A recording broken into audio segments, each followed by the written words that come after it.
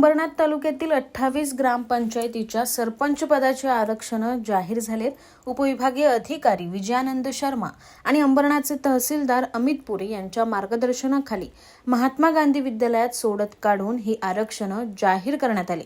यानंतर तालुक्यात कही खुशी कही गम असं वातावरण आहे.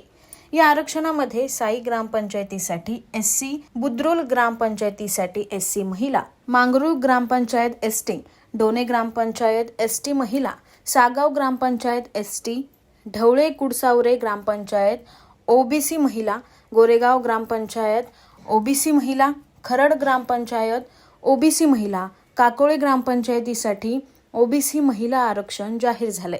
माननीय राज्य शासनाने अधिसूचना परत निर्गमित केलेली होती. 13 जून 2025 ला राज्य शासनाची अधिसूचना पारित झाली आहे आणि त्यानुसार 15 जुलैपर्यंत आरक्षण सोडत परत घेण्याचे निर्देश होते. त्या अधिसूचनेतल्या निर्देशांप्रमाणे हे आरक्षण सोडत परत घेण्याचे निर्देश असल्यामुळे ही पार पाडलेली आहे. 2025 ते 30 या 5 वर्षांच्या कालावधीसाठी अंबरनाथ तालुक्यातील 28 ग्रामपंचायतीचं आरक्षण सोडत सभा शांततेने आणि सर्वांच्या समन्वयाने पार पडलेली आहे.